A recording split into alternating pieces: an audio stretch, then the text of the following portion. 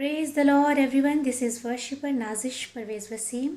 और आप सबको बताना चाहती हूँ कि एक बहुत ही बाबरकत सॉन्ग ये सलीब गवाही रिलीज़ होने जा रहा है, जिसे गाया है बिशप जुनैद जावेद साहब ने। इसकी लिरिक्स और कंपोजिशन भी बिशप जुनैद साहब की है। इसका म्यूज़िक अरेंज किया है ब्रदर मेरोज़ यूसुफ ने, और इसका वीडियो डायरेक्ट किया है ब्रदर असलान खैरुल्ला ने।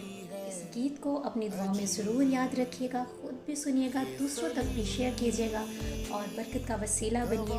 और मेरी दुआ है कि खुदावंद बिशप जुनैद जावेद साहब को बहुत ज़्यादा बरकत दे और उनके इस प्रोजेक्ट में उनकी ज़्यादा से ज़्यादा मदद करें। और मेरा ईमान है कि जब आप इस गीत को सुनेंगे तो बहुत बरकत पाएंगे। Thank you so much. God bless you all. सलीब